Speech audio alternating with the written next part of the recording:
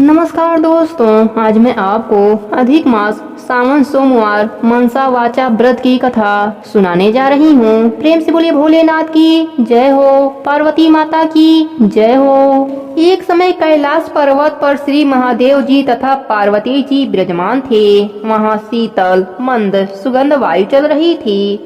चारों ओर वृक्ष तथा लताएं नाना प्रकार के पुष्पों और फलों से शोभा दे रही थीं। ऐसे सुहावने समय में पार्वती जी ने अपने पतिदेव जी से प्रार्थना की, हे नाथ, आज आपन चौपस पासा खेला जाए।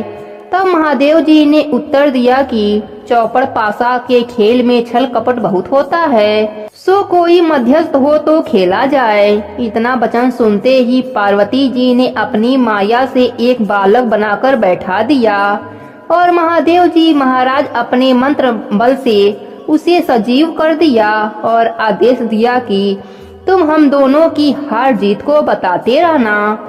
ऐसा कहकर श्री महादेव जी महाराज ने पासा चलाया और पूछा कि बताओ कौन जीता और कौन हारा। तब उस पुत्र ने उत्तर दिया कि महादेव जी जीते और पार्वती जी हारी।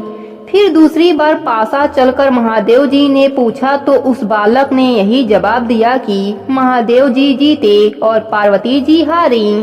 इसी प्रकार तीसरी बार भी पासा चलाकर पूछा तो अब की बार महादेव जी हार गए थे। परंतु बालक ने विचार किया कि यदि मैं महादेव जी को हारा हुआ बताऊंगा तो यह मुझे श्राप दे देंगे। ऐसा सोचकर उसने फिर यही कहा कि महादेव जी ही जीते। तब झूठ बोलते हुए उस बालक को माता पार्वती जी ने श्राप दिया कि तेरे शरीर में कोढ़ हो जावे, तू निर्जन वन में भटकता फिरे। उसी समय उसको कोढ़ हो गया और वह भटकता भटकता सुनसान वन में जा पहुंचा।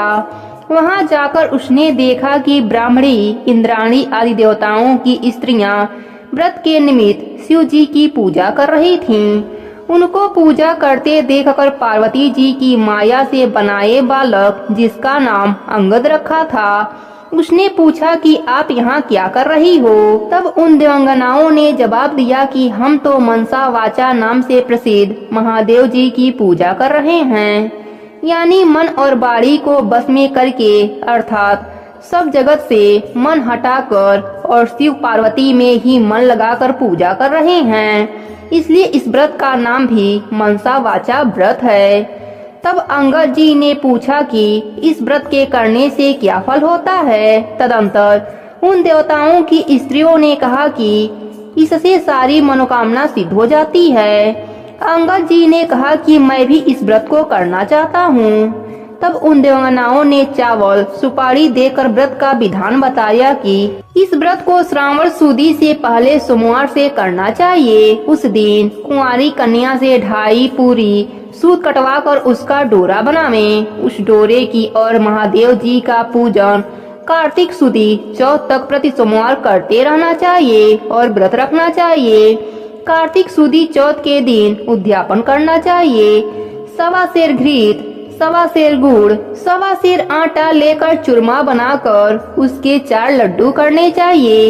एक भाग शिव जी के चढ़ावें, एक भाग किसी ब्राह्मण या नाथ को देवें, एक भाग गाय को देवें और बाकी का एक मोदक खुद भोजन करें।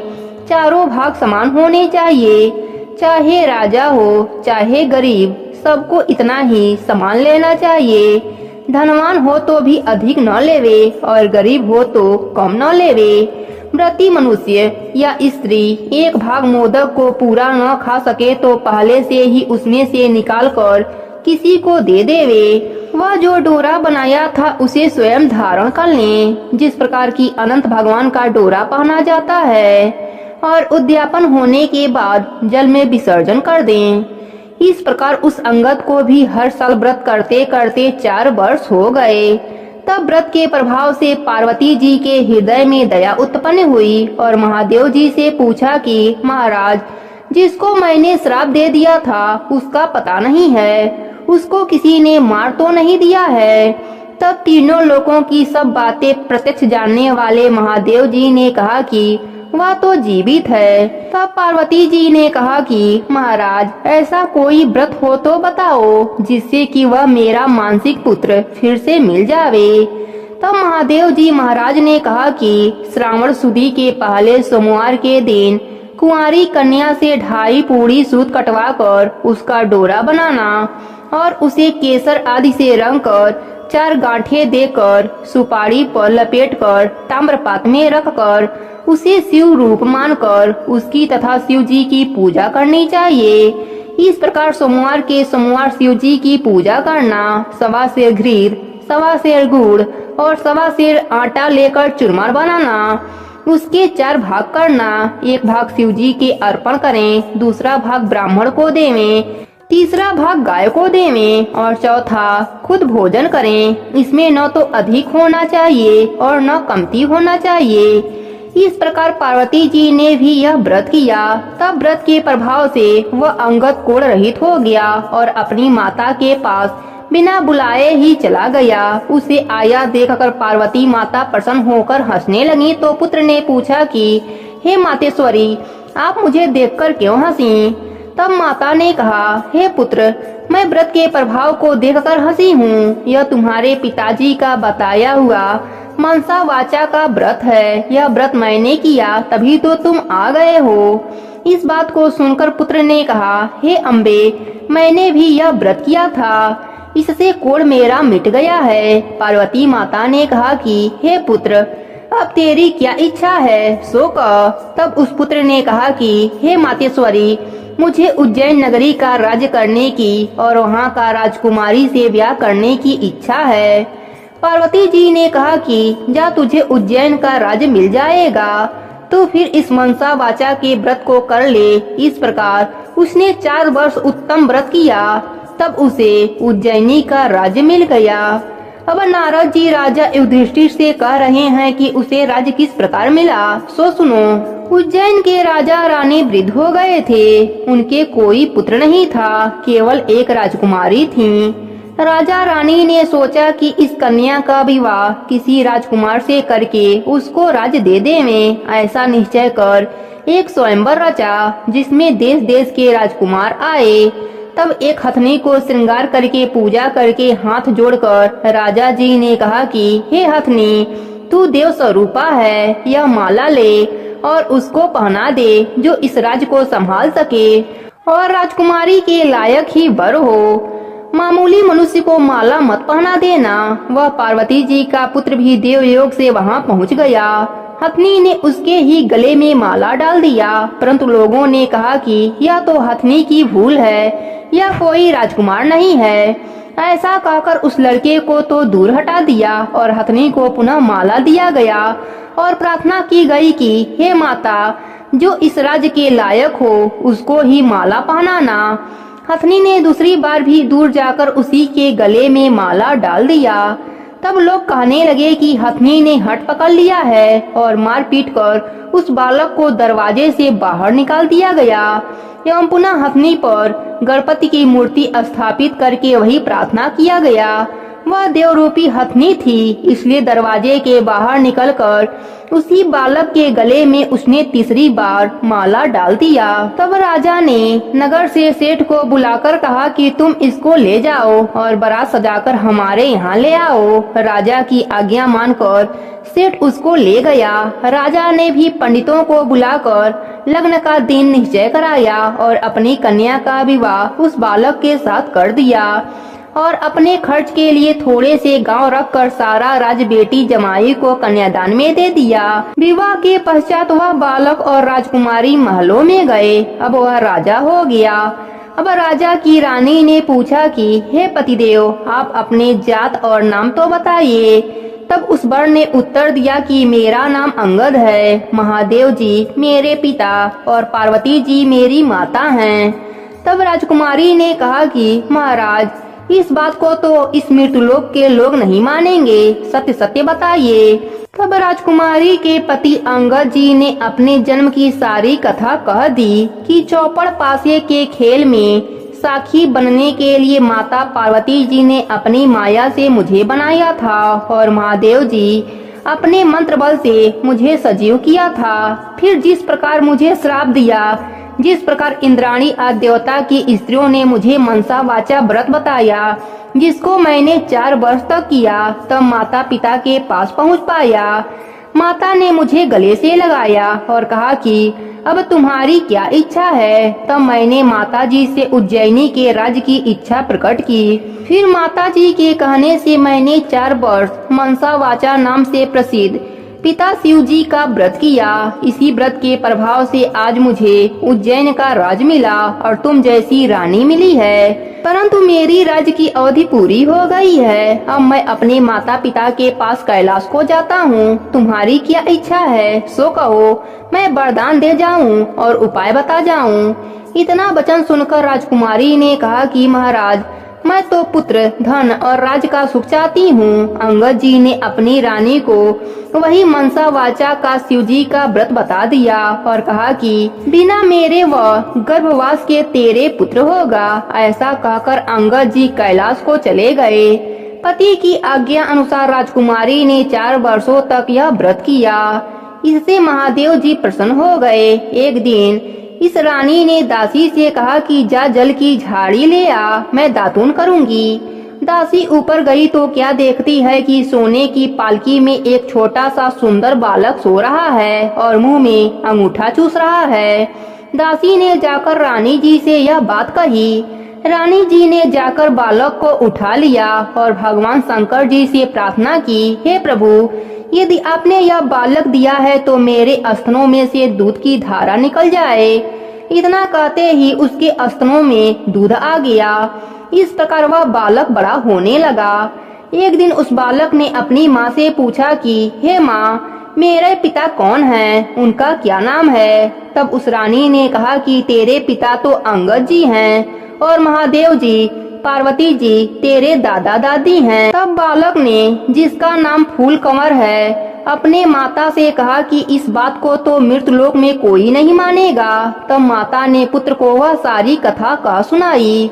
तुम्हारे पिता अंगद जी की उत्पत्ति पार्वती जी की इच्छा व माया से हुई और महादेव जी ने उसको सजीव किया था। शिव पार्वती के चौपट पासा के खेल में झूठ बोलने से माता ने उनको श्राप दे दिया, जिससे वे कोढ़ी हो गए और उनको वन में भटकना पड़ा। तब मनसा वाचा के व्रत करने से वे भले चंगे हो गए और माता पार्वती जी से उनका पुनर्मिलन हो गया। अपनी माता पार्वती के कहने से तुम्हारे पिताजी ने फिर मनसा वाचा शिव जी का व्रत किया। तब उनको उज्जैन का राज मिल गया व उनका मुझसे विवाह हो गया। उनकी अवधि कुछ ही दिन की थी, इसलिए वे तो अपने माता पिता के पास कैलाश चले गए और उनके बताए हुए व्रत को 4 वर्ष करने से बिना गर्भवास के ही तुम मेरे यहाँ पुत्र रूप में प्रकट हुए हो। अब तुम्हारी क्या अभिलाषा है सो मुझे बताओ।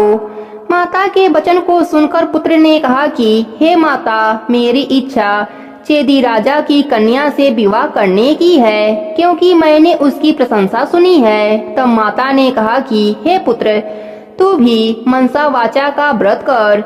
इस व्रत के करने वाले के लिए कुछ भी दुर्लभ नहीं है। पुत्र ने भी 4 वर्ष तक व्रत किया। तब भगवान शंकर जी ने चेदी राजा को स्वप्न में आदेश दिया कि मेरे कहने से तू अपनी राजकुमारी का विवाह उज्जैन के राजकुमार से कर दे। चेदी राज ने भगवान शिव जी के वचन माने और अपनी कन्या का विवाह उज्जैन के राजकुमार से कर दिया।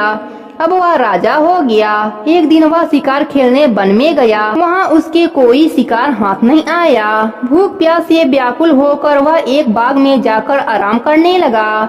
देवयोग से वहाँ कोई ब्राह्मण आ गया। उसने राजा को श्रीधरी पंचांग सुनाया कि आज कार्तिक सुदी चौथ है, सो आज मनसा वाचा के व्रत का उजिगर है। राजा ने कहा कि महाराज, आप हमें अब पूजन करा दीजिए। ब्राह्मण ने पूजा के लिए शहर में रानी जी को खबर भेजी कि राजा साहब शिकार के लिए जहाँ वन में ठहरे हैं, आज कार्तिक सुदी चौथ का उजिरना है, इसलिए 1.25 सेर आटा, 1.25 सेर घी, 1.25 सेर गुड़ का चूरमा बनवाकर मंगवाया है। इस पर रानी ने सोचा कि फौज के कई आदमी साथ हैं, इतने थोड़े चूरमे में क्या होगा। तो उसने गाड़ी भरकर भेज दिया। नियम विरुद्ध अधिक प्रसाद होने से महादेव जी ने कोप करके राजा को सपने में कहा कि तुम अपनी रानी को निकाल दो, नहीं तो मैं तुम्हारा राजपाट नष्ट कर दूंगा। राजा ने प्रमाण के अनुसार दोबारा चूरमा बनवाकर व्रत पूरा किया। महादेव जी के कथन अनुसार राजा ने रानी को महल से निकलवा दिया। रानी किले से रवाना हुई। थोड़ी दूर जाने पर दीवान मिले। दीवान ने पूछा कि रानी साहिबा, आप कहाँ पधार रही हैं? रानी ने सारी बात बताई। तब दीवान ने कहा कि मैं राजा साहब को समझाकर राजी कर लूंगा, तब तक आप मेरी हवेली में पधारें। रानी ज्यों ही दीवार की हवेली में गईं, त्यों ही दीवान अंधा हो गया। तब दीवान ने हाथ जोड़कर कहा कि आप यहाँ से पधारो। रानी वहाँ से रवाना होकर आगे बढ़ी तो उन्हें नगर सेठ मिल गया। उसने भी यही कहा कि राजा साहब को 1-2 दिन में मना लेंगे, तब तक आप हमारे यहाँ पर पधारिए। रानी नगर के सेठ के घर गई तो सेठ की हड्डियाँ चलने से बंद हो गईं और कई उपद्रव होने लगे। तब सेठ ने हाथ जोड़कर कहा कि रानी जी आप यहाँ से पधारिए। रानी वहाँ से आगे गई तो राजा जी का कुम्हार मिला। उसको रानी पर दया आ गई। वह रानी को अपने घर ले गया। कुम्हार के घर पर रानी के जाते ही उसका न्याव फूट गया, जिससे सारे बर्तन टूट गए और कुम्हार भी अंधा हो गया। तब कुम्हार ने भी रानी को अपने घर से निकल जाने की प्रार्थना की। आगे जाने पर एक माली मिला। उसने पूछा, आप कहाँ पधारी हो? तब रानी ने कहा कि राजा साहब ने मुझे देश निकाला दिया है। तो माली को दया आ गई और वह रानी को अपने बाग में ले गया। माली ने कहा कि जब तक राजा जी का क्रोध मिटे तब तक आप यहाँ बाग में ही रहो। पर रानी के बाग में जाते ही बाग के पेड़ पौधे सब सूखकर जलने लगे। क्यारियों का पानी भी सूख गया और माली को भी कम दिखने लगा। तब माली ने भी रानी को वहाँ से चले जाने के लिए कहने लगा। रानी वहाँ से निकलकर विचार करने लगी कि मुझसे ऐसा क्या पाप हो गया कि मैं जहाँ जहाँ भी जाती हूँ वहाँ वहाँ अनर्थ होने लगता है। ऐसा सोचते सोचते रानी ने देखा कि आगे 2 रास्ते हैं। पूछने पर मालूम हुआ कि एक तो 6 महीने का रास्ता है, वह दूसरा 3 ही महीने का है। रानी 3 ही दिन के रास्ते में चली थी। आगे जाते जाते क्षिप्रा नदी मिली। रानी ने दुख के मारे उसमें कूदकर आत्महत्या करनी चाहिए, पर ज्यों ही वह नदी में कूदी तो नदी ही सूख गई। आगे चलने पर एक पर्वत आया। उसने सोचा कि इस पर चढ़कर गिर जाऊंगी। वह चढ़कर गिरने लगी तो पर्वत जमीन के बराबर हो गया। आगे जाने पर एक सिंह दिखाई दिया। रानी ने सोचा कि इस सिंह को छेड़ूं तो शायद यह मुझे खा जाए तो अच्छा होगा। उसने सिंह पर हाथ फेरा तो सिंह पत्थर सा हो गया। आगे जाने पर बड़ा भारी अजगर सांप दिखाई दिया। रानी ने मरने के लिए उस बड़े सांप को छेड़ा तो सांप रस्सी बन गया। रानी हार कर और आगे चली तो क्या देखती है कि वहाँ एक बड़ा भारी पीपल का वृक्ष है। उसी के पास एक सुंदर कुआं है और एक मंदिर बना हुआ है। वह मंदिर में जाकर मुंह ढक कर बैठ गई। ओम नमः शिवाय इस मंत्र का जप करने लगी। उस दिन कार्तिक सुदी चौथ का दिन था। मंदिर का पुजारी नाथ सामान लेने गांव में गया था। वहां उसको कुत्ते ने काट खाया। जब पुजारी नाथ ने विचार किया कि हमारे आश्रम में ऐसा कौन पापी आ पहुंचा है जिसके कारण यह उत्पात हो गया है। मंदिर जाकर नाथ ने एक स्त्री को बैठा देखा तो कहने लगा, आज यहाँ कोई डायन ना भूतनी आ गई है। तब रानी ने विनय पूर्वक कहा कि महाराज, मैं न डायन हूँ न भूतनी हूँ, मैं तो मायावी हूँ, आकाश की घेरी और जमीन की झेली हुई दुखी स्त्री हूँ। यदि आप मुझे धर्म की बेटी बनाओ तो अपना सारा भेद कहूँ। नाथ ने यह स्वीकार कर लिया तो रानी ने अपना सारा भेद कह दिया और वहाँ से जाने लगी तो चल न सकी। तब नाथ ने उजीरना का एक लड्डू उसे दे दिया। लड्डू को देखते ही रानी को व्रत याद आ गया। नाथ ने भी बता दिया कि आज कार्तिक सुदी चौथ है। यह मनसा वाचा के व्रत का प्रसाद है। इसका नियम है कि राजा हो या अधिक प्रसाद न बनावे और गरीब हो तो कम न बनावे। यह 1 भाग का लड्डू है। तब रानी के समझ में आ गया कि मैंने प्रसाद का चरमा ज्यादा भेजा था, इससे यह महादेव जी का दोष हुआ है। ऐसा विचार कर रानी ने नाथ जी से प्रार्थना की हे महाराज, इस व्रत को अब मैं भी करना चाहती हूँ। तब नाथ ने कहा कि यह श्रावण सुदी चौथ आ रही है, इस दिन से तुम व्रत की शुरुआत करो। फिर नाथ जी ने कुंवारी कन्या से पूरी कतवा कर उसका डोरा बना दिया। पूजन का सामान लाकर सोमवार के सोमवार व्रत और पूजन करती रहीं। जब कार्तिक सुदी चौथ आई तब नाथ जी गांव जाकर सामान ले आए। 1.25 सेर घी, 1.25 सेर गुड़, 1.25 सेर आटा का चूरमा बनाया। चूरमा के 4 भाग किए और शिव पार्वती की मनसा वाचा पूजा की। इस तरह व्रत करते करते 4 वर्ष हुए तो महादेव जी महाराज ने राजा को सपने में दर्शन देकर कहा कि राजन, अब तुम रानी को बुला लो, नहीं तो मैं तेरे राज्य का नाश कर दूंगा। तब राजा ने कहा कि महाराज, अब रानी का पता लगाना कठिन है, आपकी आज्ञा से ही उसे देश निकाला दिया था। तब महादेव जी ने कहा कि हे राजन, तू 4 विश्वासी नौकरों को पूरब के दरवाजे पर भेज दे। वहाँ बिना नाथे हुए बैलों की गाड़ी आएगी, वही गाड़ी जहाँ रुकेगी वहाँ पर तुम्हारी रानी है। प्रातः काल राजा ने 4 आदमी भेजे, आगे बिना नाथे हुए बैलों को गाड़ी में लगाई, उसमें वे चारों बैठ गए और उसी मंदिर तक चले जहाँ पर रानी थी। वहाँ रानी को पहचान कर सेवकों ने कहा कि हे रानी, अब पधारिए, राजा साहब ने आपको बुलाया है और इसी कार्य के लिए हमको भेजा है। तब रानी ने नाथ जी को कहा कि मैं आपकी धर्म की बेटी हूँ, सो आप मुझे सीख देकर भेजो। तब नाथ जी ने मिट्टी के हाथी, घोड़ा व पालकी बनाकर मंत्र के छींटे दिए, जिससे वे सच्चे हाथी, घोड़ा, पालकी बन गए। रानी ने नाथ जी से फिर कहा कि हे पिताश्री, आते समय रास्ते में मेरे रहने से कई जीवों का नुकसान हो गया था, तो उनका उद्धार हो जाना चाहिए, नहीं तो यह पाप मुझको लगेगा। तब नाथ जी ने शिव जी के स्नान कराए जल की एक झाड़ी भर दी और कहा कि बेटी, तू इस जल का छींटा ओम नमः शिवाय कहकर डालती जाना, सो तेरे सारे पाप निवृत्त हो जाएंगे। अब तो रानी शिव पार्वती जी का ध्यान करके नाथ जी को साष्टांग प्रणाम करके लेने को आए चारों सेवकों के साथ रवाना हो गईं। जाते जाते वही सर्प आया। तब शिव जी से प्रार्थना करने लगी कि प्रभु, मेरे पाप से यह सर्प रस्सी बन गया था, अब यह फिर से सर्प हो जावे। ऐसी प्रार्थना कर झाड़ी के जल से उसके छींटा दिया, जिससे वह पाले के समान साफ बन गया। आगे वही सिंह जो पत्थर का होकर पड़ा था, उसको भी रानी ने झाड़ी के जल से छींटा दिया, तो वह भी जीवित होकर जंगल में भाग गया। आगे चलने पर वह पर्वत आया जो जमीन के बराबर हो गया था। प्रार्थना करके जल के छींटे देने से वह भी पाले जैसा पर्वत हो गया। आगे जाते जाते वही नदी आई जो सूख गई थी। रानी ने शिव जी का ध्यान कर जल के छींटे दिए, जिससे वह भी गहरे और स्वच्छ जल वाली नदी फिर से बन गई।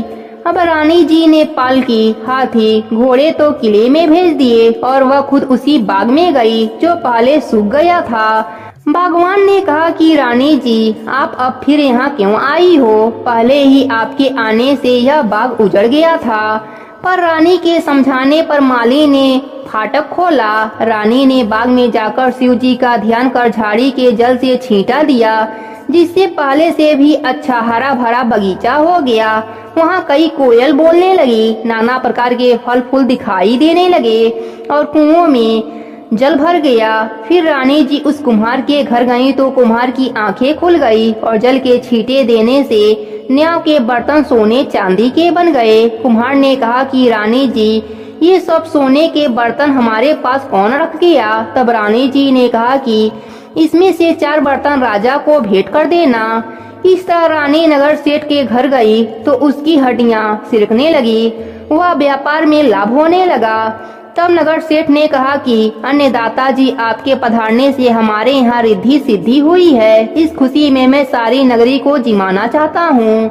सारी नगरी में ढिढोरा पिटवा दिया कि कल किसी के घर में धुआं न निकले, जो किसी के चूल्हा जलाया तो दंड के भागीदार होगा। आगे रानी जी पधारी तो दीवान जी के यहाँ पहुँची। जाते ही दीवान की आंखें खुल गई, सब आनंद सा हो गया। अब रानी साहिबा किले में पधारी। राजा जी ने उनका अच्छा स्वागत किया। नगर सेठ ने सारे नगर को जिमाया और किले में जाकर रानी जी से अर्ज किया कि अन्नदाता जी, अब आप भी आओगी। रानी ने कहा कि मेरे तो आज कार्तिक सुदी चौथ का उजीरना है, जो किसी भूखे आदमी को जिमा कर जीऊंगी। सारे नगर के लोग तो सेठ के यहाँ जिम जाएं। नगर में कोई भी भूखा व्यक्ति नहीं मिला। ढूंढते ढूंढते धोबी घाटे पर एक अंधी बहरी कोढ़ीन धोबन पड़ी थी। रानी जी की आज्ञा से उसे बुलाया। रानी जी ने उसे स्नान कराया। स्नान कराते ही उसका सारा कोढ़ मिट गया। कथा सुनते ही उसके लिए स्वर्ग से विमान आ गया और बूढ़ी धोबन कथा सुनने व प्रसाद लेने मात्र से संध्या बैकुंठ चली गई। राजा रानी भी हर साल मनसा वाचा व्रत करते रहे। वे संसार के सब प्रकार के सुखों को भोगते रहे और पुत्र को राजगद्दी देकर अंतकाल में शिवलोक को गए। इस प्रकार मनसा वाचा भगवान शिव जी माता पार्वती जी के व्रत करने की बड़ी भारी महिमा है। श्रावण सदी के सोमवार से कार्तिक सुदी चौथ तक का यह व्रत सब मनवांछित फल को देने वाला है। इस मनसा वाचा के व्रत को करने वाले मनुष्य की सभी मनोकामनाएं शिव जी महाराज पूरा कर देते हैं। पुत्र नहीं हो तो होकर जीवित नहीं रहता तो इस व्रत को करने से इस स्त्री पुत्र का सुख अवश्य प्राप्त करती है। इसी प्रकार पुरुष को भी स्त्री का और स्त्री को पति का सुख सौभाग्य प्राप्त होता है। जिसके कमाई धंधा न हो तो इस व्रत के करने से शिव शंकर भगवान उसे जीवित प्रदान करते हैं। प्रेम से बोलिए भगवान शंकर की जय हो, माता पार्वती की जय हो। अब सुनते हैं व्रत को पूर्ण करने वाले गणेश भगवान की कथा। प्रेम से बोलिए गणेश भगवान की जय हो। एक समय की बात है, एक गांव में एक किसान रहता था। उसकी दो बेटियां थीं, कमला और बिमला। कमला की शादी अमीर परिवार में हुई थी, पर बिमला की शादी गरीब परिवार में हुई थी। अमीर होने के कारण कमला घमंडी हो गई थी। उसने बिमला को अपने घर काम पर रख लिया। बिमला उसके घर का सारा काम करती और बदले में कमला उसे बचा हुआ खाना दे देती। बिमला सीधी साधी थी, नेम धर्म से रहती थी। वह गणेश भगवान का नित्य नियम निभाती थी। जो भी खाना लाती उसको पहले गणेश भगवान को खिलाती, उसके बाद ही वह खाती या अपने बच्चों को खिलाती। एक दिन कमला के घर में खाना नहीं बचा। बिमला ने जंगल से कुछ आंवले तोड़े, उसे उबालकर उसने पहले गणेश भगवान को भोग लगाया, फिर बचा हुआ खाकर सो गई। उसी रात गणेश भगवान ने उसकी भक्ति की परीक्षा लेनी चाहिए। उन्होंने एक बूढ़ी औरत का भेष बनाकर बिमला के घर का दरवाजा खटखटाया। बिमला ने उठकर दरवाजा खोला तो देखा एक बुढ़िया खड़ी है। बिमला ने पूछा, माँ जी आपको क्या चाहिए? बुढ़िया ने कहा, मुझे बहुत जोरों की भूख लगी है, कुछ खाने को दे दो। बिमला ने कहा, माँ जी मैं बहुत गरीब हूँ, खाने को कुछ भी नहीं है, बस उबले हुए आंवले रखे हैं, आप खाएंगी? गणेश भगवान बुढ़िया के रूप में बोले, हाँ लाओ। तब बिमला ने भोग में चढ़ाए हुए आंवले बुढ़िया माई को खाने को दे दिया। खाने के बाद बुढ़िया माई घर जाने में असमर्था दिखाई। तब बिमला बोली, आप चिंता ना कीजिए, आज आप यहीं सो जाइए, कल सवेरे चली जाना। बुढ़िया माई खा पी कर वहीं सो गईं। थोड़ी देर बाद बुढ़िया माई की नींद खुल गई। उसने कहा, बेटी मेरा पेट खराब हो गया है। बिमला ने कहा, आप अंधेरे में कहाँ जाएंगी, यहीं किसी कोने में निपट लीजिए और अपना हाथ मेरे बालों में पोंछ लीजिए, सुबह उठकर मैं साफ कर लूंगी। बुढ़िया माई ने वैसा ही किया। जब सुबह हुई तो बुढ़िया माई वहाँ नहीं थी। बिमला को लगा शायद मैंने सपना देखा होगा। ऐसा सोचकर वह नहाने के लिए तालाब की ओर चली गई। जब वह नहाने लगी तो उसके बालों में से सोना झरने लगा। आसपास के लोग देखकर हैरान हो गए। अब बिमला को रात की सारी बात याद आई। वह दौड़ी दौड़ी घर आई। घर आकर उसने देखा कि घर के अंदर चारों ओर सोने के सिक्के बिखरे पड़े हैं। वह खुश होकर गणेश भगवान की जयकारा लगाने लगी। उसने अपने बेटे को मौसी के घर से तराजू लाने के लिए भेजा। उसका बेटा मौसी के पास जाकर तराजू मांगने लगा। मौसी ने पूछा, तराजू का क्या करेगा? बच्चा भोला था। उसने बताया, माँ सोने का सिक्का नापेगी। कमला ने कहा, घर में खाने को दाना नहीं और सोने का सिक्का नापने की बात कर रहा है। सच्चाई का पता लगाने के लिए वह तराजू के नीचे लट्ठा लगा दिया। बच्चा तराजू लेकर चला गया। जब सोना नापने का काम खत्म हो गया तो तराजू मौसी को लौटाने आया। कमला ने तराजू को उलट पुलट कर देखा तो उसके पीछे एक सोने का सिक्का चिपका हुआ था। वह हैरान रह गई और उसे विश्वास हो गया कि बिमला बहुत ही धनी हो गई है, इसलिए काम पर भी नहीं आई। वह दौड़ी दौड़ी बहन के घर पहुंची और उससे पूछा, तुम्हारे पास इतना धन कहाँ से आया? बिमला सरल स्वभाव की थी, उसने सारी बातें अपनी बहन को बता दिया। कमला को लालच आ गया। लालच बस वह गणेश भगवान का नित्य नियम निभाने लगी और रोज जंगली आंवले का गणेश भगवान को भोग लगाने लगी। एक दिन गणेश भगवान उसे सबक सिखाने के लिए बूढ़ी औरत का भेष धरकर उसके घर गए। वह बुढ़िया को बैठाकर वही उबला हुआ आंवला दिया। आंवला खाकर बुढ़िया माई का पेट खराब हो गया।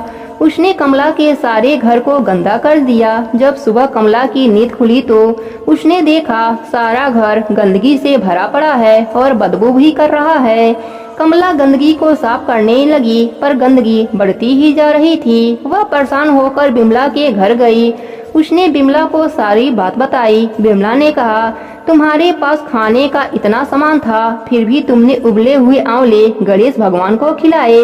इसी कारण गणेश भगवान का कोप तुम पर हुआ है। कमला को अपने गलती का एहसास हो गया। वह गणेश भगवान से क्षमा मांगने लगी। गणेश भगवान ने उसको माफ कर दिया और अपनी माया समेट ली। हे गणेश जी महाराज, अपने सभी भक्तों पर अपनी कृपा बनाए रखना। प्रेम से बोलिए गणेश भगवान की जय हो।